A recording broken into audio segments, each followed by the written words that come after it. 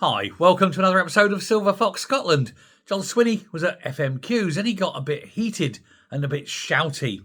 This was because Russell Findlay kept asking him about same-sex facilities and whether he backed the idea of having safe spaces for women. It got so heated that Swinney actually had to quote scripture, as it were. He had to read out the actual law. He said, every woman in Scotland should be entitled to women's spaces for women and girls, and that people should be able to say this without losing their job. And then he started talking about, well, the actual law is this and that. But actually what he was quoting meant that the NHS in Scotland was breaking the law by forcing a biological male to change in women's facilities and forcing women to put up with it.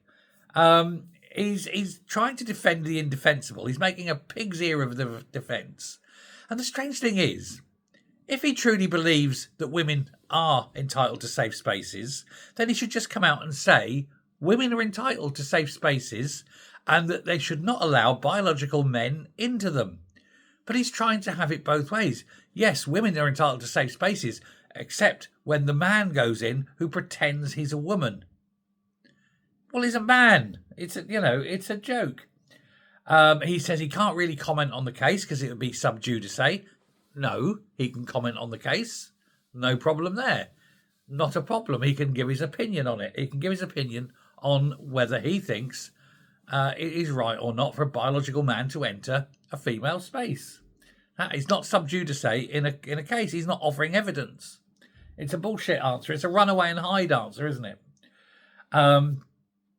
But of course, it comes on the back of the fact that Neil Gray was warned just last year by Justice that what he was doing was illegal, that he was not providing the safe spaces as required by law, where a woman can change safely, for example, and it is based on sex, not on self-identifying gender.